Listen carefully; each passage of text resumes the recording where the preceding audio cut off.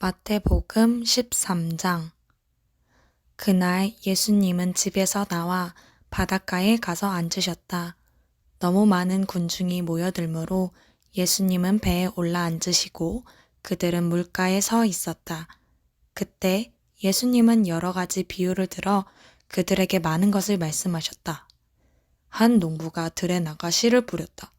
그런데 어떤 씨는 길가에 떨어져서 새들이 와서 먹어버렸고 어떤 씨는 흙이 많지 않은 돌밭에 떨어져 흙이 깊지 않으므로 곧 싹이 나왔으나 해가 돋자 뿌리를 박지 못한 싹은 타서 말라버렸다. 또 어떤 씨는 가시덤불에 떨어졌는데 가시나무가 자라 그 기운을 막았다. 그러나 어떤 씨는 좋은 땅에 떨어져 100배, 60배, 30배의 열매를 맺었다. 귀 있는 사람은 잘 들어라. 제자들이 예수님께 와서 저 사람들에게는 왜 비유로 말씀하십니까?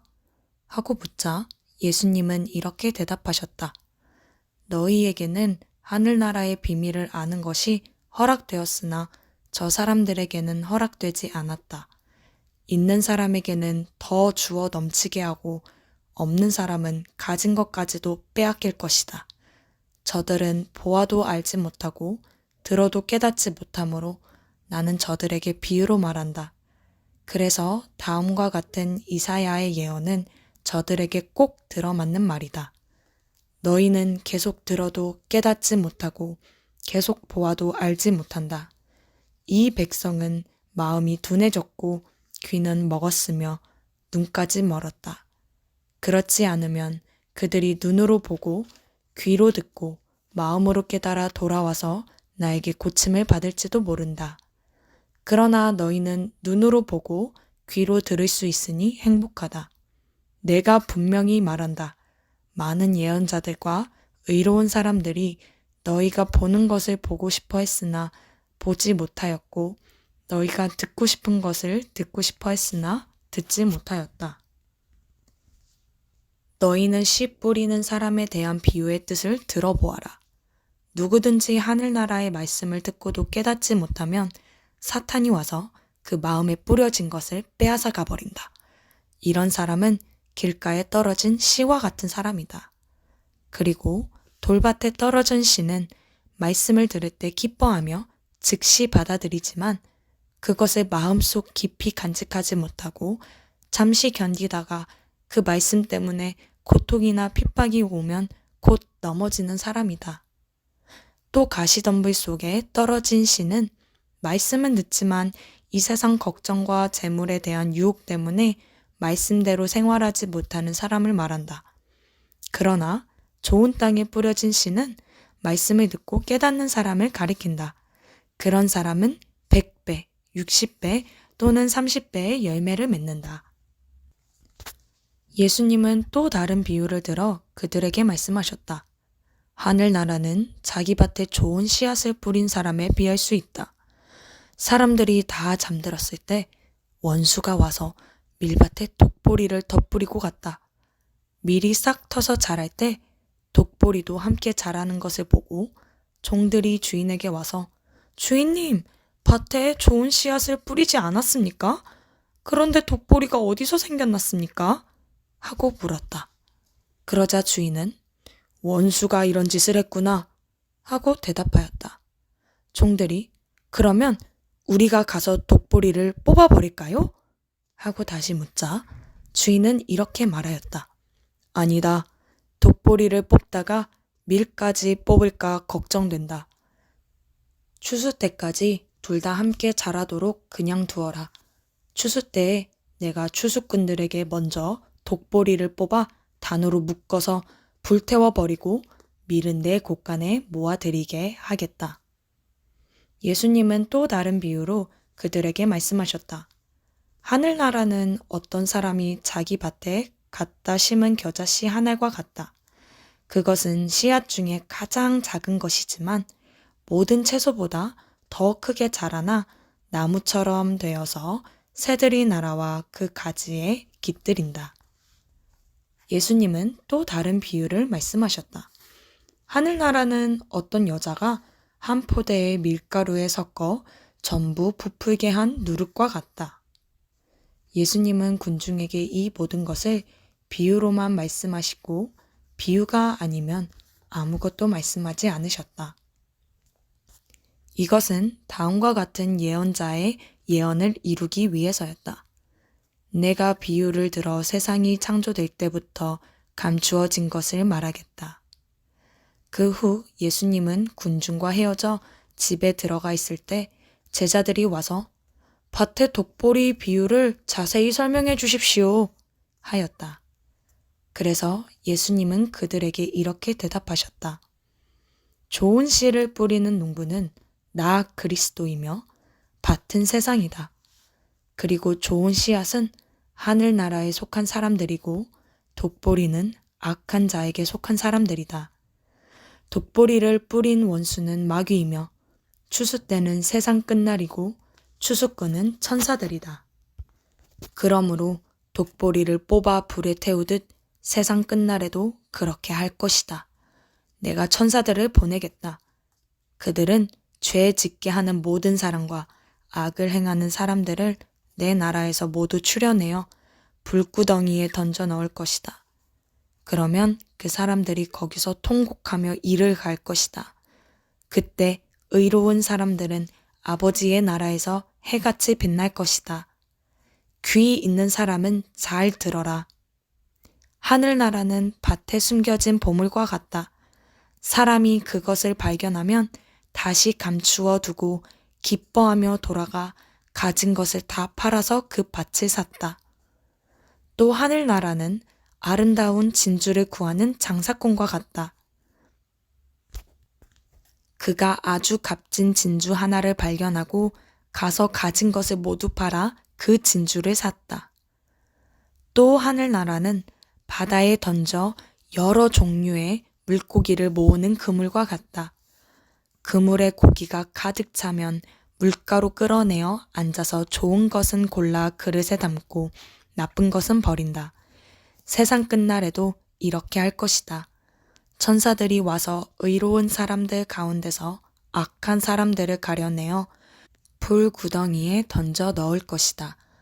그러면 그들이 거기서 통곡하며 이를 갈 것이다.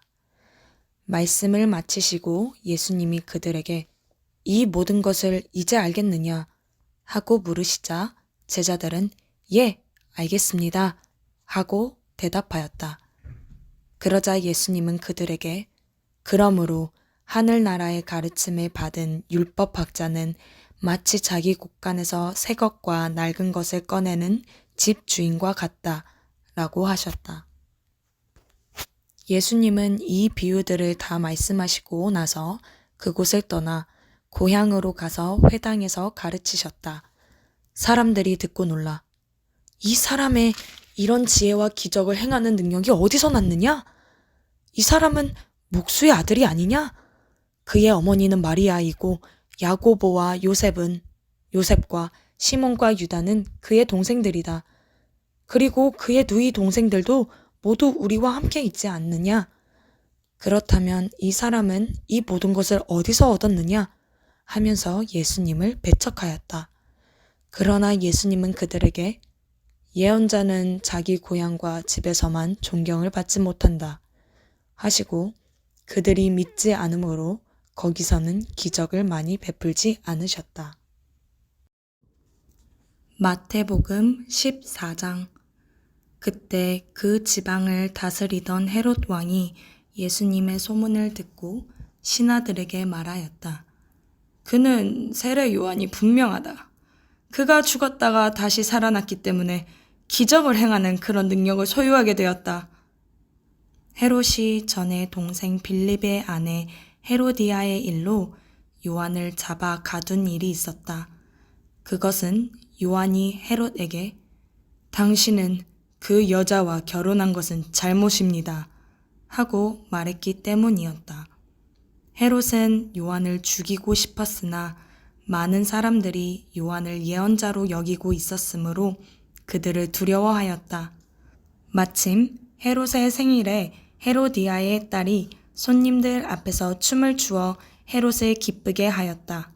그러자 헤롯은 그녀가 요구하는 것은 무엇이든지 들어주겠다고 그녀에게 맹세하며 약속하였다. 그래서 그녀는 자기 어머니가 시키는 대로 세례 요한의 머리를 쟁반에 담아 제게 주십시오 하고 요구하였다. 왕은 몹시 괴로웠으나 자기가 한 맹세와 잔치 자리에 앉아 있는 손님들 때문에 그녀의 요구를 들어주라고 명령하고 사람을 보내 갇혀 있는 요한의 목을 베어오게 하였다. 그리고 요한의 머리를 쟁반에 담아 소녀에게 주자 소녀는 그것을 자기 어머니에게 가져갔다.